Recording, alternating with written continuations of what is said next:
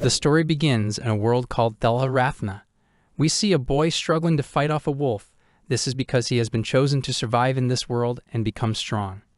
Chosen by whom? We don't know yet. The boy is also very shocked, and understandably so, because even he has no idea what's going on, and on top of that, he is getting bullied by a wolf. The wolf charges at him, but the boy is able to strike it down with a rock. The only thing he is sure about is that he needs to kill this creature if he wants to survive. Pushed to the edge of a cliff, the boy shouts at the wolf as he doesn't understand why he is being attacked.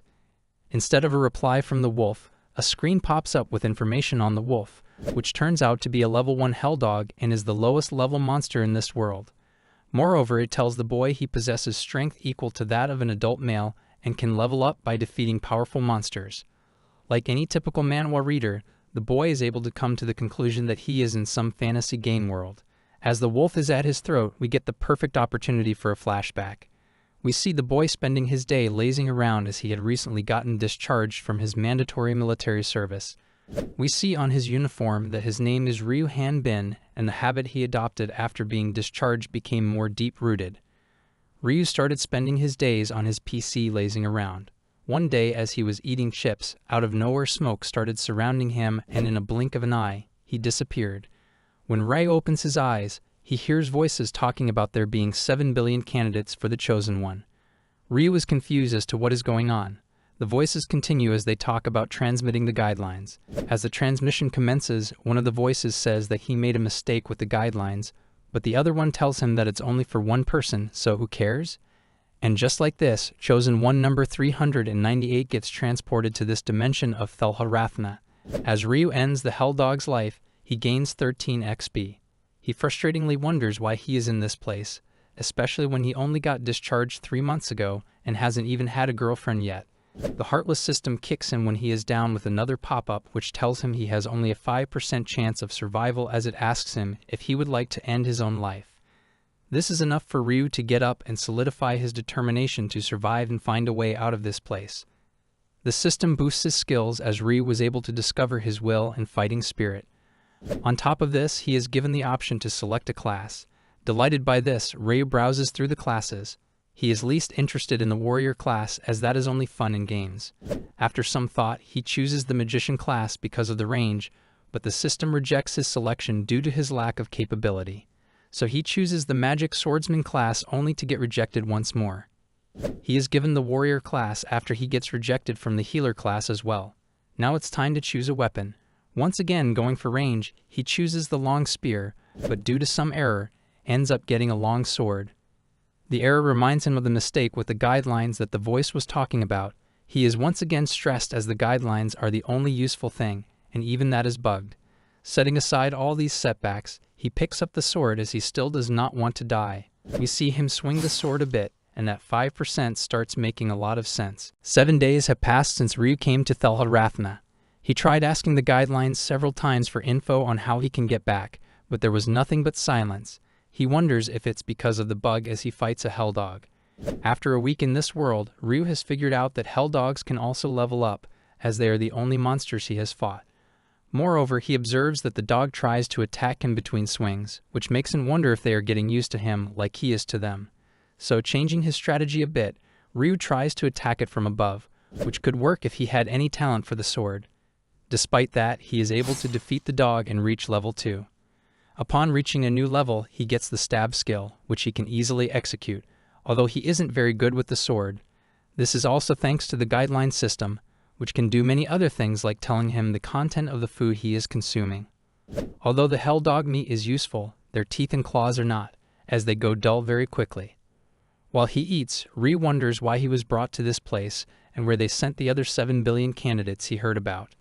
This thought activates the guideline system, and a screen pops up telling him that he can leave the current area, Rock Mountain, at level 5 and meet with the other chosen ones. As he tries to understand this, more information pops up. From this, he learns that this is just a newbie area and monsters are adjusted to the player's level. While the main area is filled with other chosen ones, there he will be able to level up to 20 and be transported to Rathna continent where the real fight will begin. As he tries to inquire more, the system once again gives an error. Still, he feels he learned some important information. Now he just needs to reach level 5 and meet with other chosen ones to learn more. So starting that day, Ryu started hunting hell dogs to level up, but the fights didn't get easier as they leveled up with him. He gained skills along with leveling up. Ryu's days were a cycle of hunting, eating, getting injured, and sleeping. After repeating this cycle for weeks, he had his final battle with a level 4 hell dog. Using his wits and skill, Ryu was victorious. With that final bit of experience and 27 days of struggle, he was finally able to reach level 5. The result of all his hard work was 3 skills and raised stats, which started to show in his physique. Ryu's happiness was short-lived as an error in the system caused his level to drop back to 4. He tries to remain calm as he believes it's just a small bug. So once again, looking very carefully, he screams as his level truly has dropped to 1. But there is a silver lining. His stats and skills are still there. So he just needs to hunt the level 1 hell dogs. Well, that is easier said than done as the dogs keep getting stronger regardless of their levels. With every passing day, Ryu continued to risk his life in order to level up. But no matter how many hell dogs he killed, he kept getting thrown back to level 1. Although he was also getting stronger, what was the point? 7 years had passed for him, repeating this same cycle. As the chosen one, he couldn't age and most injuries got healed within a day, but due to not leveling up past 4, he was stuck with the same 3 skills he had at the start. We see how strong the hell dogs have become. They don't even look like dogs now. They are more like undead, similar to Ryu in a sense. We see that the 5th operation Generathna is about to commence. A white figure talks about how he is used to it now because it's already the 5th time. We learn most players clear the world within a year. As the white figure looks through the players, he stumbles upon Ryu's card, who is still logged into Thela-Rathna. We see Ryu is somehow back in his room. Suddenly, the guideline screen pops up once again asking him if he would like to take his own life. Seeing it, he is shaken up and is able to snap back from being unconscious in Thela-Rathna. It has been 10 years and Ryu has survived another day. Now it seems like even a fall from a cliff isn't enough to kill him. But that is not the issue as he is at level 1 again. He wonders if he can even call this living and thinks about quitting. This thought is short-lived because if he is to die, he would like to make it a worthy death. So he picks up his sword to start hunting again. Having spent more than 10 years in this place, Ryu has lost track of time. He has adopted a few hobbies which are quite useful for his survival. Even in this harsh environment, he has learned to live with a positive attitude and has even built a home for himself. Although Ryu claims he lives without anger now, we quickly see there are some things that still make him angry, like the house he built over 3 years getting destroyed due to a hell dog. Still, he remains as calm as possible as he thinks about building a new home with this hell dog's bones. The hell dog, sensing the bloodlust, quickly flies away and uses his dragon breath, which might make some people question if it's even a dog at this point. Regardless, Ryu knows their patterns very well and is aware this attack is undodgeable, so he braces himself as he blocks the attack with his body.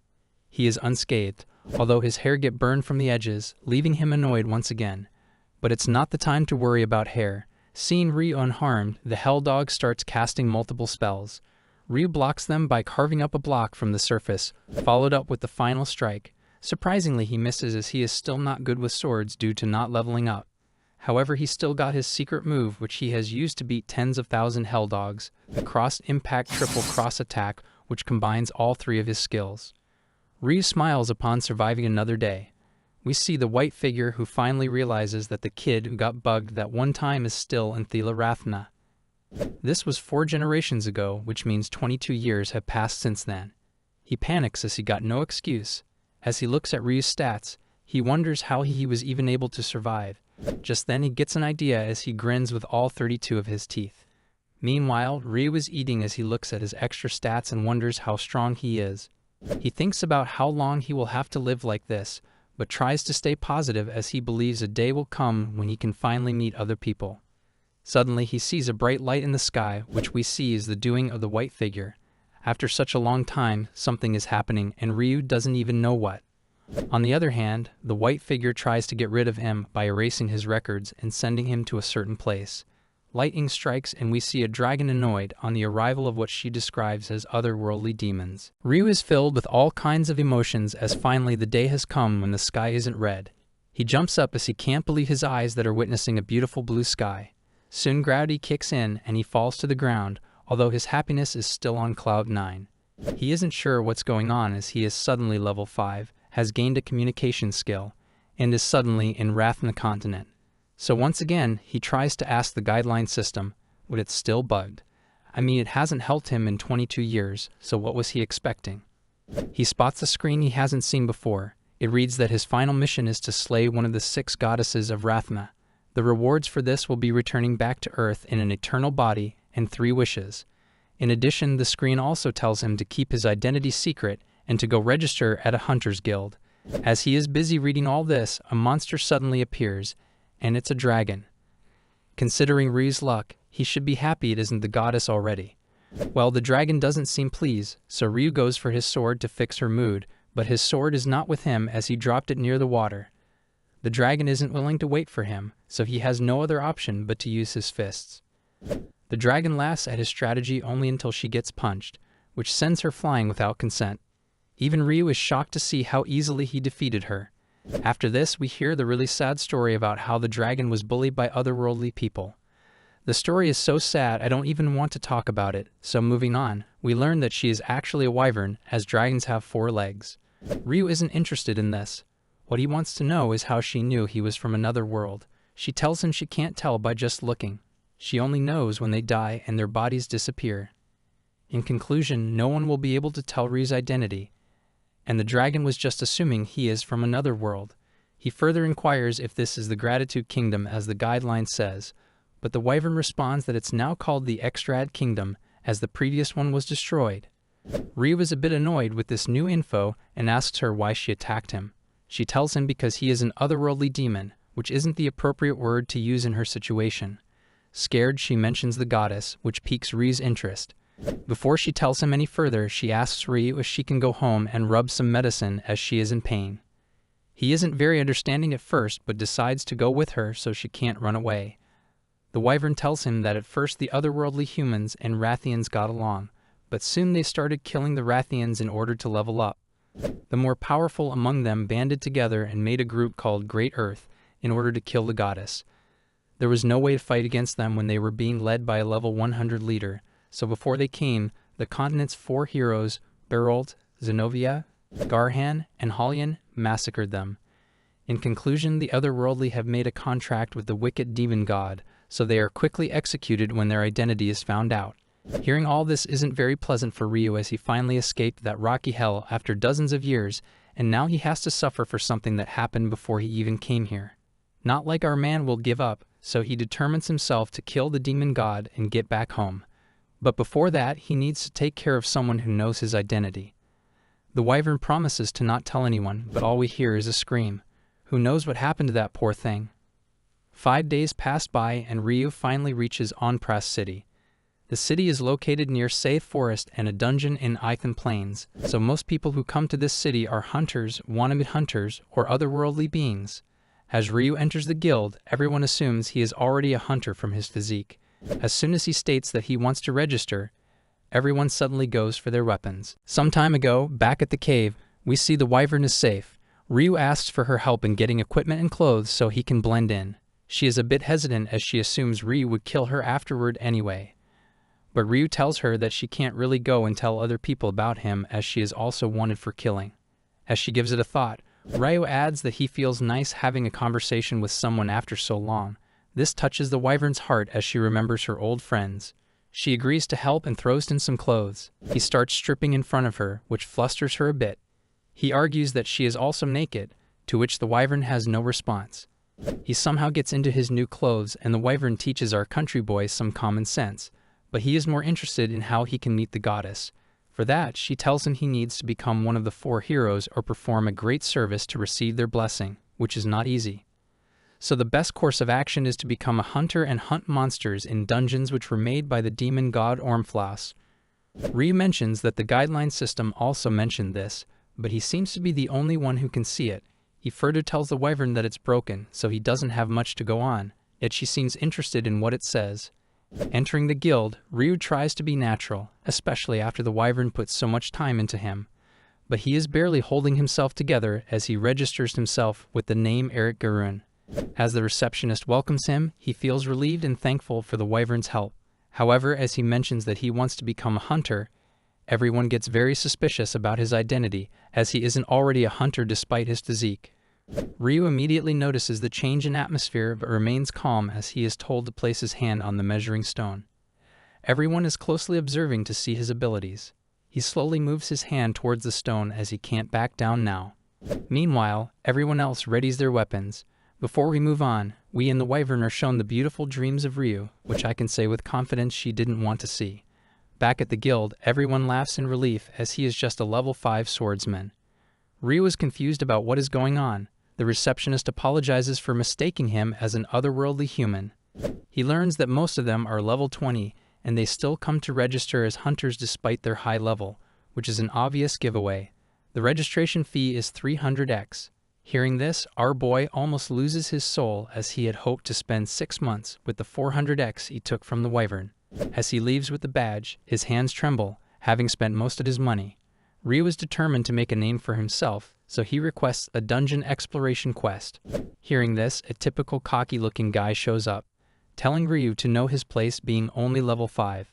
The receptionist asks him if he is planning to go to Saith Forest as the monsters in the dungeons are increasing in number and causing trouble.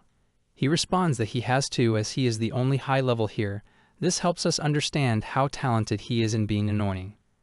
Ryu doesn't understand what's the big deal as he is the same level as Ethier, the Wyvern.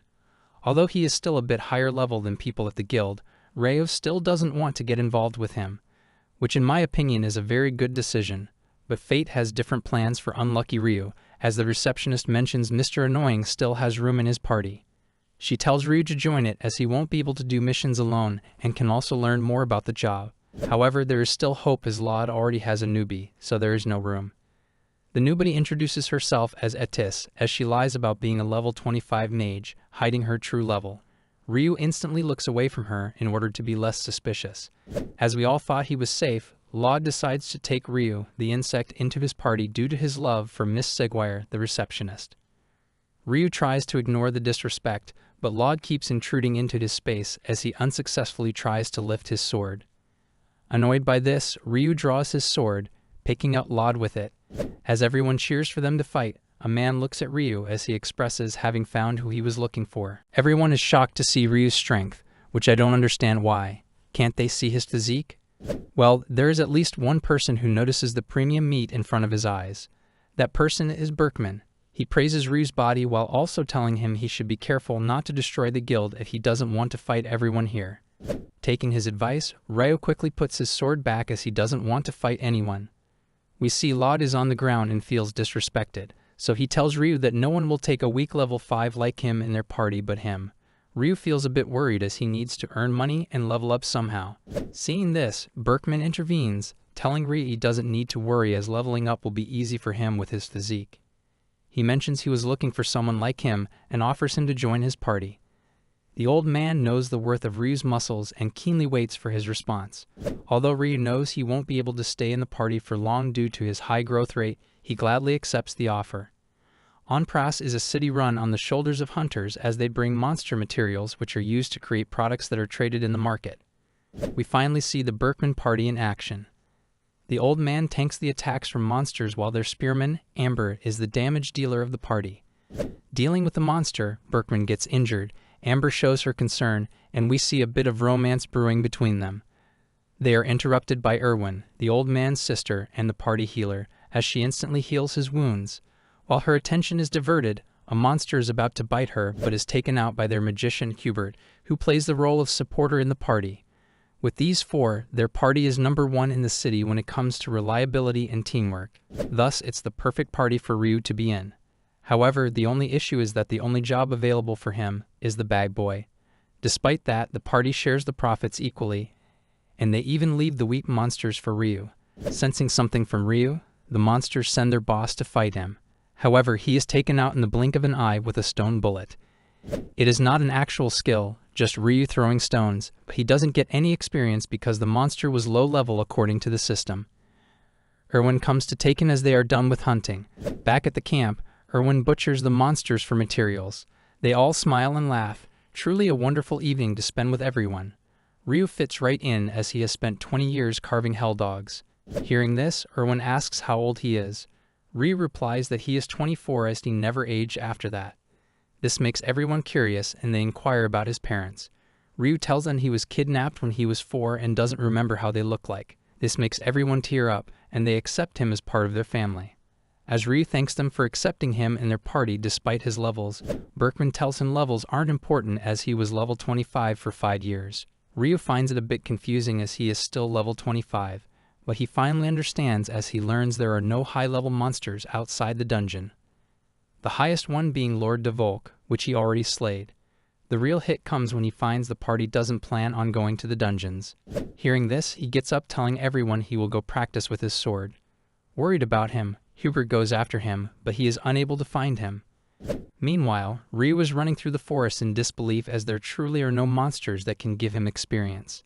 He remembers even monsters of Fire's level didn't give him any experience, making him wonder what his actual level is. As he decides to head back, he senses a monster similar to the Hell Dog, though not as big. Regardless, he rushes towards it in hopes of leveling up.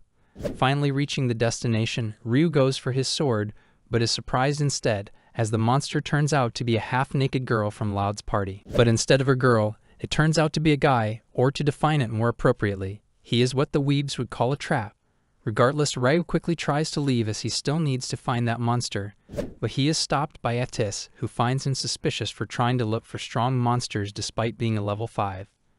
Ryu tells him he only came here because of the sound, and once again tries to leave, saying his party is waiting for him. Not satisfied, Atis stops Ryu using his fire magic and demands him to answer truthfully if he saw the monster. Annoyed, Ryu grabs the burning wand and extinguishes the flame. He tells Atis he is sick of him and Laud for mistreating him just because his level is lower. As that wasn't his intention, Atis admits his mistake. However, Ryu has a bigger annoyance to deal with as Laud shows up. He seems furious as he misunderstood the situation. Being a magic swordsman, he poses like an idiot and readies his attack. Meanwhile, Ryu tells Atis to put on some clothes, ignoring the fool. Finally, after wasting several panels on Laud, he charges towards Ryu with his attack. Although Ryu was a bit hesitant to do this, setting aside his pride, he bows and apologizes to Laud. Still in the middle of his attack, Laud is unable to stop and gets hit in the balls by the sword's handle.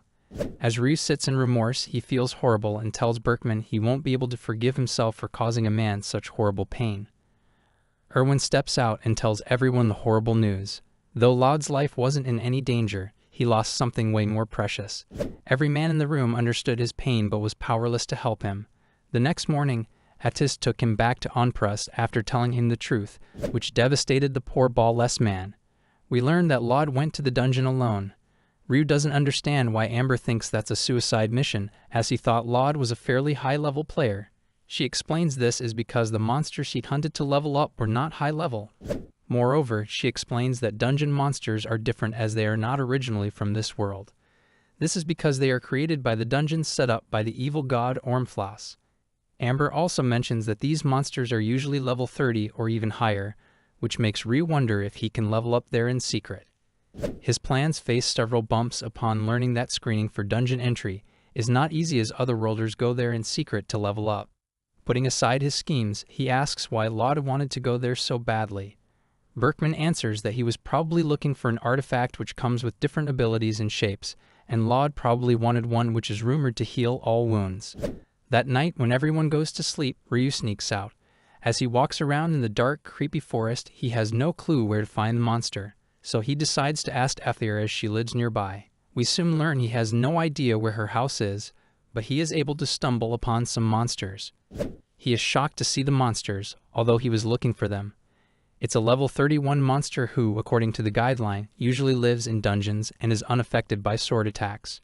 Ryu is confused why they are out of the dungeon, but more importantly, they can talk. Having no other option, Ryu uses his sword and, unsurprisingly, his attacks work. The monsters start spouting nonsense, but soon come to their senses and run from Ryu. It took him quite some time to find monsters, so he isn't letting them go. Following them like a creep, he is able to find their hideout, which turns out to be a portal to the Eifen Plain dungeon. Ryu guesses that this might be the reason why the monsters were not following their usual path and attacking the civilians. So he decides to do what he does best, interrogate monsters. He asks the ugly fellow if they made this portal, but the monster tells him they have no magic. Having his doubts, Ryu threatens to destroy the portal, causing the monster to panic and reveal that no one can go in according to that person's order. Although Ryu isn't aware whose order it is, he decides to go in anyway. He also tricks the monster into guarding the portal, making him think it will only benefit him. Inside the dungeon, some hunters are struggling to fend off the monsters. This is because the Tatara monsters are immune to physical attacks, unlike what we saw with Ryu. The party's healer, Alicia, ends up getting her leg pierced by one of the monsters. In a panic, she casts a blinding spell which also ends up hitting her ally. The boy is unable to see from one eye, but is still more concerned about his comrades. As their party slowly gets killed, the boy prays for help, but his death seems imminent as one of the Tataro is right behind him. Blood gushes from behind him, but it is from the monster that just got beheaded by someone. Looking at the body, the boy is able to figure out how someone made Tataro lower its arm and slashed its head with a second strike. Seeing Mr. Loud, it all starts making sense as he is a dual-wielding magic swordsman.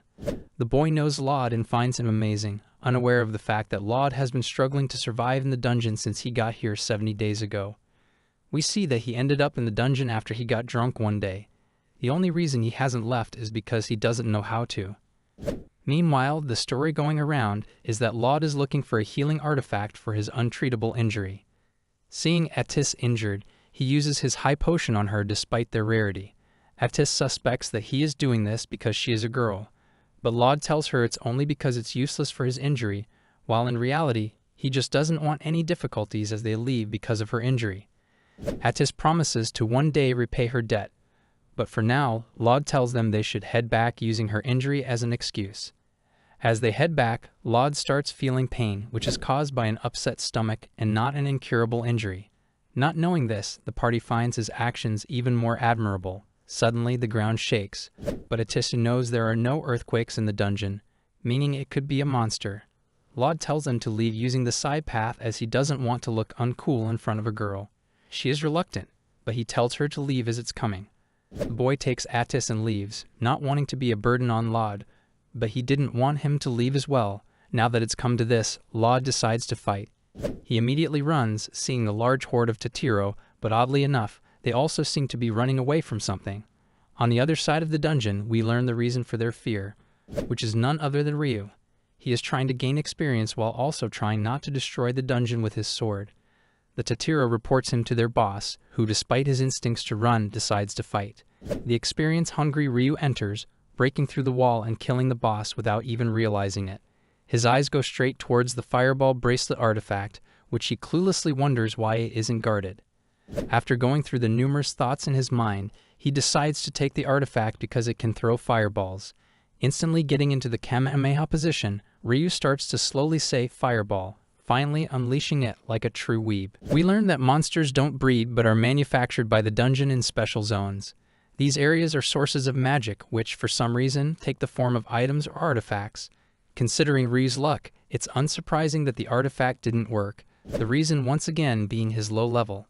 He takes it off, thinking the artifact is trash for him since he can't use it. However, he considers selling it as one man's trash is another man's treasure, but it might be a little suspicious if a level 5 showed up with this artifact. As he deals with this dilemma, the floor under his feet moves and a passageway opens up. Seeing it, Ryu smiles as he believes it leads to the boss room. Following it, Ryu comes upon a huge door. As he enters, he is met with an empty hallway with a single item in the middle of the room. The item is the magic source, which Ryu announces he will take if no one shows up to stop him. Not wanting to become homeless, the dungeon boss finally appears and grabs Ryu with its tentacle. Seeing it's level 45, Ryu finally has hope for gaining experience, but suddenly Laud shows up out of nowhere. Laud, being the genius that he is, assumes that the monster is using his trauma and has conjured a fake Ryu, as a level 5 can't possibly get here. Ryu goes along with it as he doesn't want to get exposed. Laud charges at him while the monster goes for his blind spot. Ryu sees this and saves him while simultaneously jumping to evade his attack, which was coming from below. If I didn't know any better, I would say Laud had some sort of grudge against him. In the process of all this, Ryu ends up damaging the boss. As he is disappointed by the monster, Laud charges at him in anger. While Ryu dodges him, the tentacle monster is also able to grab him, but that isn't an issue because the monster is too weak for Ryu. Unable to control his pent-up anger, Laud relentlessly attacks Ryu, while the tentacle blob gets thrown around the room as it still hasn't let go of Ryu's arm. In his anger, Laud blames Ryu for ruining his chance with Etis, which is not true as we all know. His anger leads him to become a pawn of the tentacle blob, who feels disrespected by Ryu and plans to use his supposed friend as a shield. The blob prepares to end Ryu by his companion's hand, which was a baseless assumption on his part. Seeing that Ryu only cares about gaining experience, the tentacle blob decides to make Laud a mid-level boss. He gives Laud a huge arm and orders him to attack Ryu. The fight ends before it even began properly, as Ryu takes care of them both in a matter of seconds.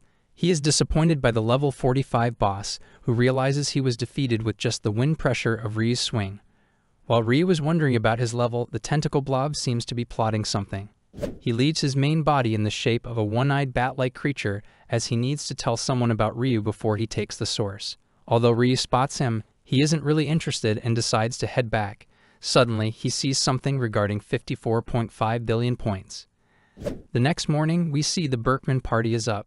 While Berkman flexes his muscles, Erwin is worried about Ryu as she can't find him anywhere. As the others also don't know where he is, she is horrified by the thought that he might have gone to the forest. Just then, Ryu shows up with a monster in his hands. Erwin questions him why he went without telling them and asks what happened. Ryu answers, nothing happened. But in reality, we learn he earned 113,000 XP from killing that tentacle monster. He calculates that the Hell Dogs only gave him 258 XP, and it took 1,100 XP to get to level 5, so it should take 2,200 XP to get to level 6. He happily checks the guideline and almost loses his soul seeing 54 billion XP is required for level 6. The trauma lasts with him for a while. After a week of searching, the party couldn't find any monsters outside the forest, so everyone returned back to the city. At the gate, their carriage is stopped and asked for a pass. The old man gets grumpy hearing this, while the others also wonder what the pass thing is about. Berkman decides to inquire himself, and they seem to be in luck as the man at the gate is his nephew Gulliman. He tells them that the Hunter Guild called everyone back as the Eifin dungeon has been cleared. The mood becomes very grim, but Ryu doesn't understand why, as it should be a good thing. He asks Hubert who could have cleared it as he didn't take the magic source. Hubert answers only otherworlders hide it when they clear a dungeon, as it is a great honor for a hunter. He further explains that the real problem begins when heresy inquisitors come. Their job is to kill otherworlders, but they torture anyone they deem suspicious, especially people level 20 and above. Ryu is instantly worried about Amber and Mr. Berkman, but there is nothing he can do. However, Mr. Berkman stays positive, because he believes their hard work is worth something. He decides to trade the stones at the guild, and tells Ryu he should go with Amber to the Baltan's shop to sell the materials. Everyone smiles as they tell him they will celebrate when he returns. Ryu happily runs off saying he can go alone. Amber tries to stop him as he may not know the price, but the old man believes he will know the material's value on his own. At the shop, his curse is back as Baltan doesn't want to buy anything due to the recent events. Ryu tries to sell for half the price, but Baltan is adamant on his decision. Suddenly, someone else in a hood shows up. Seeing him, Baltan almost goes to the next life as the person is from the Brotherhood, a heresy inquisitor. Learning his identity, Ryu tries to look at his level but is unable to. The Inquisitor out of nowhere asks him if he was unable to see his level, shocking Ryu. The Inquisitor instructs everyone to continue their discussion since he is late, and will stand in line. Baltan starts to shout upon seeing him, identifying him as an Inquisitor from the Church of Darkness. Inquisitor expresses gratitude for being introduced here. Eric watches him curiously, wondering if he truly comes from a church, and is puzzled by his level, which cannot be determined. The Inquisitor comments that Eric seems to have some valuable material for sale, and positions himself right in front of him, causing Eric considerable surprise. The Inquisitor observes that Eric's facial expressions suggest he cannot gauge his level. The level is listed as unmeasurable, indicating it cannot be measured. Eric responds that he cannot discern the Inquisitor's level just by looking, unlike beings from other worlds who can see a person's level due to their system. Eric thinks the Inquisitor must be exceptionally strong given his ability to appear instantaneously in front of him. The Inquisitor stands before Eric, observing his impressive height and questioning why he appears so nervous. Eric acknowledges his nerves, explaining that stepping back would only provoke the Inquisitor to pursue him. When asked about his religious beliefs, Eric admits he isn't religious and doesn't believe in any god. Finally, when the Inquisitor inquires about his favorite fairy tale, he reveals that, as an orphan, he has never heard one. The Inquisitor continues, pointing out that Eric came from a small village and is an orphan with no known parents, and he is a suspicious figure from another world. Eric clarifies that he hasn't been a hunter for long, asserting that he is merely a human.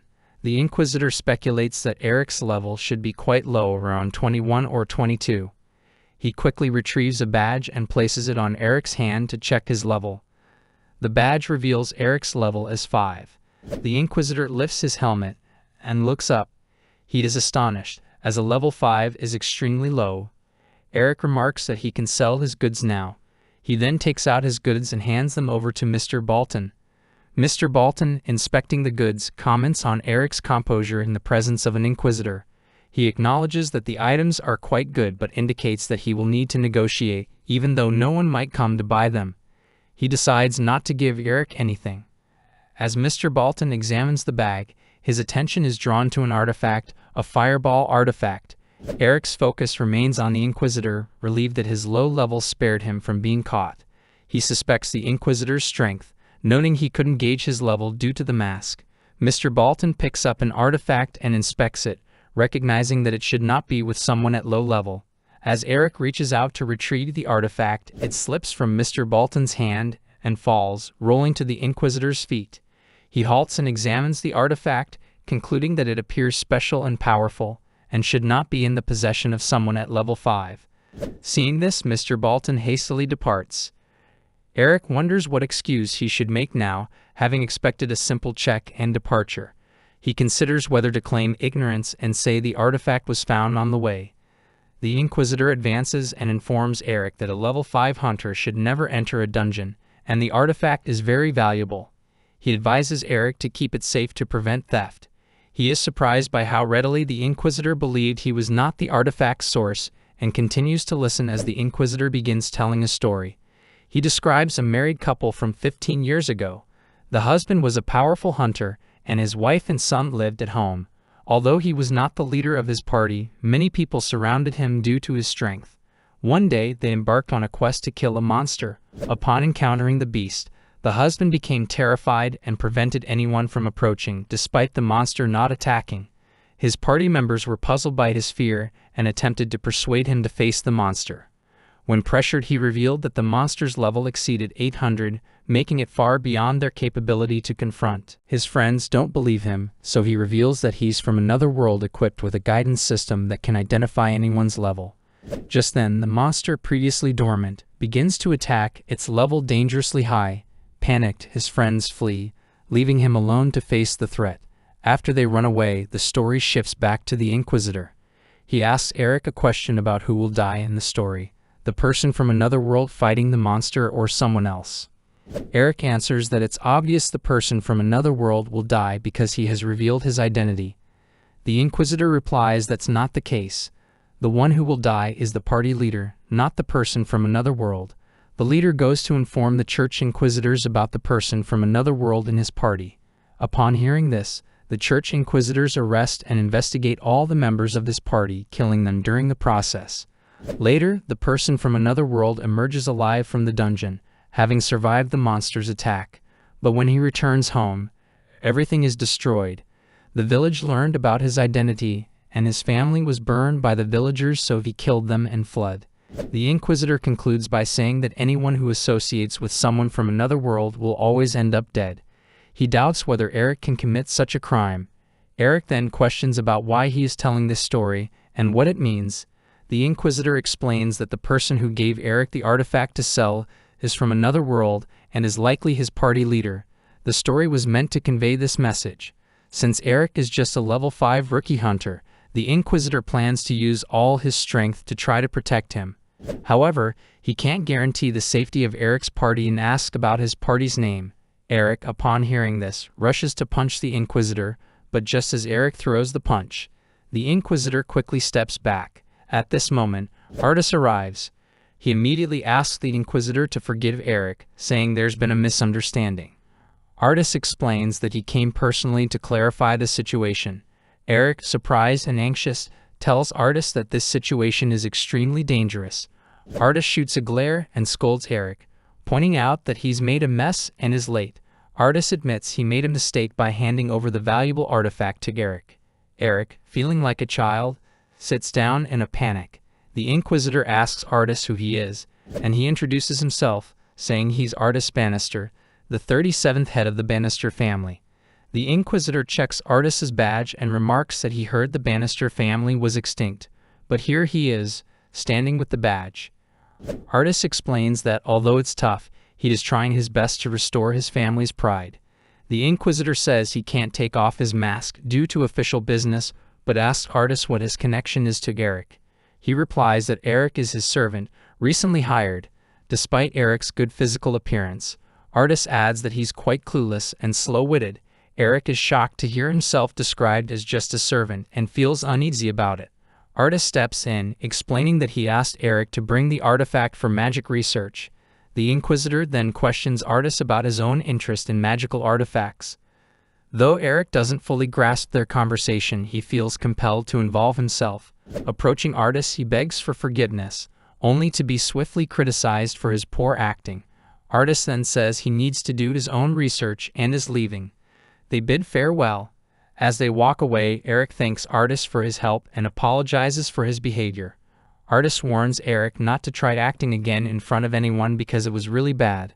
As they continue walking, Eric places the artifact in his bag and apologizes for doubting Artis when he saw him in the forest. Artis asks what part of him seems suspicious. Just then, the Inquisitor questions the artifact's powers. Eric claims it's fireballs, while Artis responds that it's electric.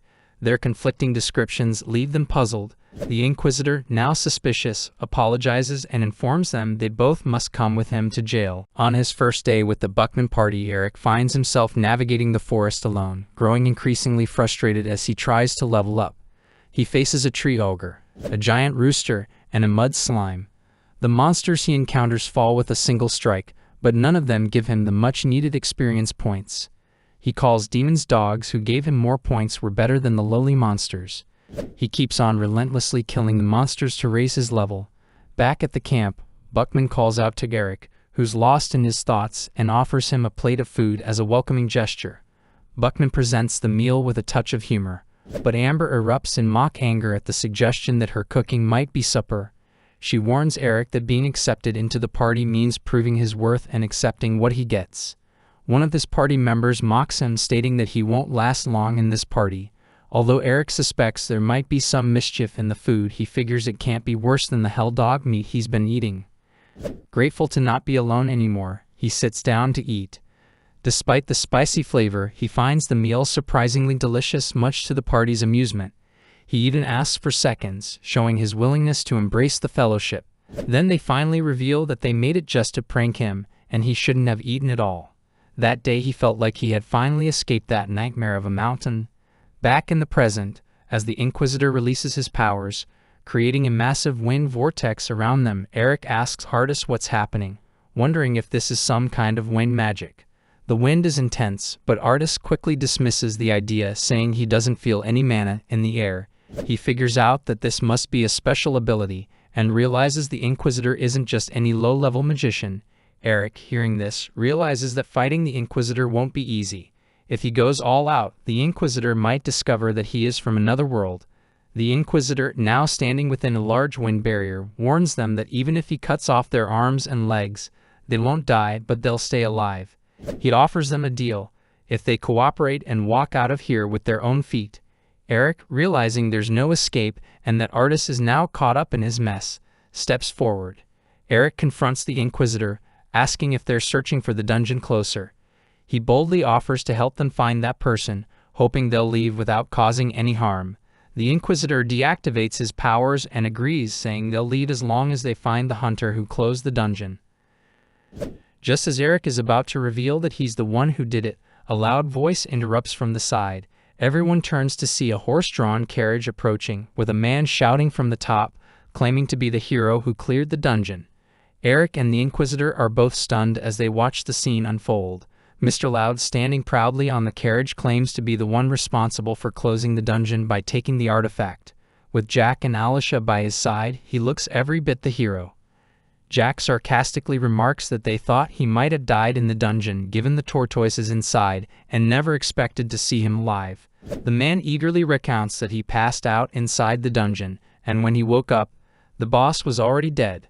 Assuming he had defeated it before losing consciousness, he took the artifact, causing the dungeon to vanish. Starving and stranded on a barren plain afterward, Jack and Alicia found him and brought him into their carriage as they were leaving Nefar City. Initially, Mr. Loud is thrilled, imagining himself as a legendary hero. However, his excitement quickly fades when church inquisitors, searching for the one responsible for closing the dungeon, capture him. Despite his protests, the inquisitors document everything and conclude that he, Lode Estelpia, a 21-year-old with an artifact from the Ain Plain dungeon, is the culprit. Eric, watching from a distance, is surprised, having thought Mr. Loud was fully transformed into a monster. Artis is equally shocked. After completing their investigation, the church inquisitor, who nearly captured Eric and Artis, apologizes for his mistake. Artis asks about Mr. Loud's fate, and the inquisitor explains that they need to investigate him further. Eric, however, is skeptical about Mr. Loud being freed anytime soon. The inquisitor calls Eric over, who hesitates. The inquisitor hands him a document, explaining that with the signatures on it, Eric can sell his goods anywhere. They expect it to be Eric but are surprised to see Artis instead, who is struggling with a heavy bag. Mr. Buckman asks Artis why he is here, and why he is carrying Eric's bag. Artis, panting and in distress, requests their help.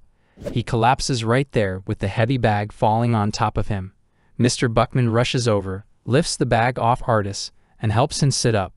Artis comments that Eric must be incredibly strong to carry such a heavy bag. Mr. Buckman is both surprised and concerned, and asks Artis why he has the bag and where Eric is. Sir notes that there is no material in the bag. Mr. Buckman questions the whereabouts of the bag's contents and Eric's location. Artis explains that Eric instructed him to bring the bag, which is why he has it. Amber continues to inspect the bag and tells Mr. Buckman that there is a lot of money inside. Hubert adds that there are several bags, each containing 1,000 X, totaling 10,000 X. Everyone is astonished by the amount of money. They are amazed, wondering how he managed to sell so much to gather such a large sum. Amber also finds that the money doesn't match the value of the items they had. Artis then takes out the dragon badge, which Eric had given him to deliver to Mr. Buckman. Seeing the badge, Mr. Buckman questions if Eric has quit hunting and why he made such a sudden decision. Artis replies that Eric didn't explain anything. The scene shifts to Eric, who is visibly terrified, walking down an alley. The background reveals that the Inquisitor had shown him a badge. After signing, the Inquisitor pointed to a badge labeled Great Earth, a group formed by people from Earth. Eric is shocked to see the badge, reflecting on how he was told that 4 great heroes had already destroyed the Great Earth group. He wonders why the badge is here and denies knowing anything about it.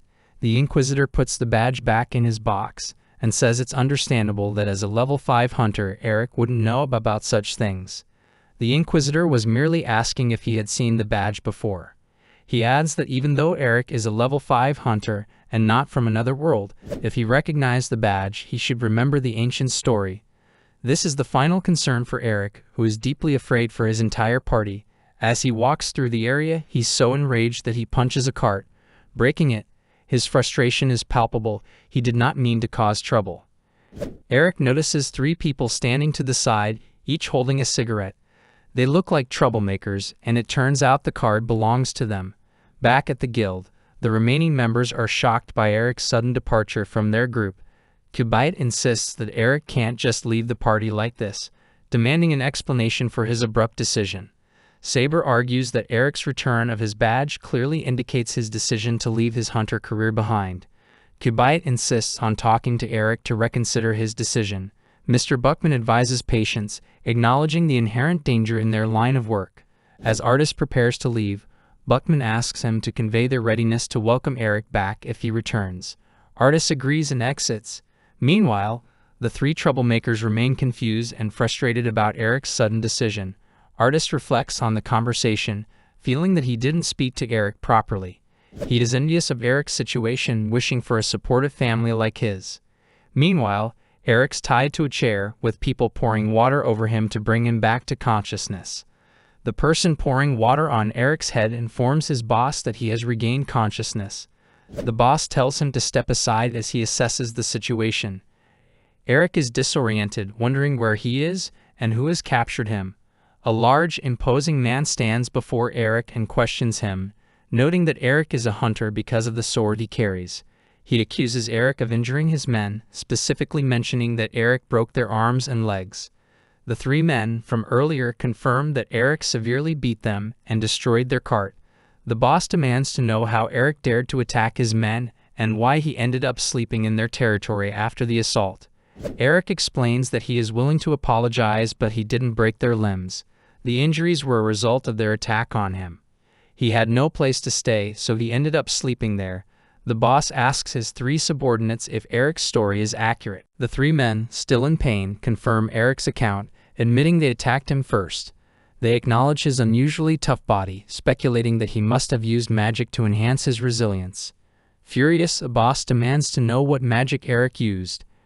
Eric insists he doesn't use magic and dares the boss to punch him if he doubts it. He taunts the boss for being afraid to hit him, but the three men deny that they said anything derogatory about the boss. Furious by the lies, the boss decides to strike Eric with full force.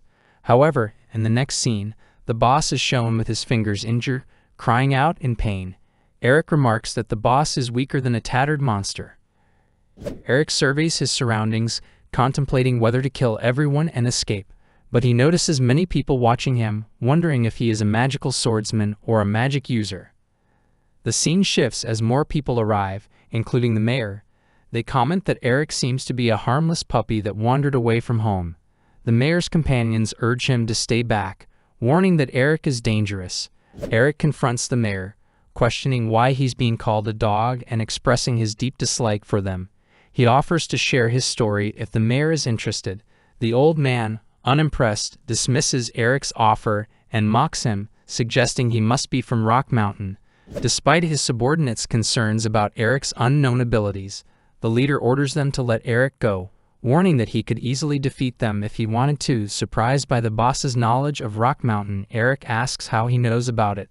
The leader responds with an offer, a contract in exchange for more information. 6 months later, following the destruction of the dungeon, many people abandoned Nafar City. The city's east side, once vibrant, now reflects a poorer, more desolate local area. Here, a group of tough-looking men, including a huge guy, are emptying a rundown house of its belongings. The house's owner's wife and child protest, but the boss insists they were informed about the eviction and the removal of items. The hunter, furious, arrives and demands to know why his belongings are being taken. Drawing his sword, he warns them to stop, vowing to protect his home and family. The boss, unfazed, threatens him to step aside and orders the hammer. Eric arrives with a hammer, but the hunter realizes it's merely a heavy iron rod with a rock attached. The hunter, despite his efforts, cannot pierce Eric's tough body with his sword. Eric remains unfazed and tells the hunter to move out of the way. The hunter gets terrified after seeing Eric isn't even scratched and steps aside as Eric destroys the entire house with a single blow from the hammer. The hunter, watching the destruction, realizes Eric is no ordinary human but a monster. Meanwhile, the boss's team guides the displaced family to a newly built, sturdy home, explaining that their association is working to improve the city. They assure the family that the house is as strong as a noble's, with reinforced walls and special paint to prevent monsters or enemies from breaching it. If the dungeon breaks and monsters flood the city, these walls can serve as bunkers for soldiers. The large, burly man explains all this to the hunter, offering free housing and maintenance as part of the association's benefits. The hunter, somewhat inebriated, thanks the man and expresses gratitude, although he had forgotten the details of their earlier conversation due to his condition at the time. The hunter acknowledges the situation, mentioning the decline in monster activity and the reduced workload for hunters. He especially wants to thank Eric, who wielded a hammer, and apologizes for drawing his sword in front of him, hoping he will be forgiven. Ignoring the hunter's words, Eric, visibly uninterested, wishes to leave. The hunter insists on showing gratitude and offers to share a meal with him, but Eric declines, saying he is too busy. The boss is puzzled by Eric's indifference and his refusal to join the others. The child's noisy play and a series of apologies from the boss further unsettle Eric, making him feel overwhelmed. The child playfully mimics the situation, adding to the chaos. Eric, feeling increasingly out of place, struggles to maintain composure. When the child's mother pleads for him to leave her son alone, Eric, searching for his sword in frustration, realizes it's missing. He hasn't been a hunter for 6 months, and without his weapon, he feels powerless. Eric leaves the room while the boss and another hunter discuss his unusual behavior, attributing it to his general demeanor rather than any specific incident. The hunter explains that Eric, who joined the association 6 months ago, is highly skilled and efficient, earning significant praise for his work. Despite his peculiarities and reluctance to engage with others, his contributions have been invaluable. Eric then enters the mayor's room without permission, which infuriates him. Ignoring him, Eric asks him about the infrastructure of the building that he has never seen before. To which the mayor agrees, noting there are no other buildings like that. That's why he hired Eric, and he did his job quite well. Hearing this, Eric punches the wall, telling the mayor to quit joking. Eric, frustrated, demands answers about the mayor's knowledge of the Rock Mountain and his motives. He lands another punch, asking the mayor about what he wants from him. The mayor, frustrated by the chaos caused by Eric, explains that 40 years ago, everyone lived normally, both humans and otherworlders like Eric. He smirks, wondering that he already knew, to which the old man points out his restlessness, due to being another worlder. He explains that it is because Eric still considers himself another worlder. He elaborates that people from different worlds began arriving, and while many became hunters, others integrated into various professions, contributing to fields like architecture. The mayor reassures Eric that if he wants to blend in as a normal human, he must leave the hunter's job behind and continue with his current tasks, focusing on being a regular part of society. Eric, bewildered, questions the relevance of a hunter job request he finds in the mayor's papers, noting that he has already resigned from that role. As they discuss, the mayor tells him that someone told him about Eric. Then he signals someone to come in. As the person enters, Eric is stunned.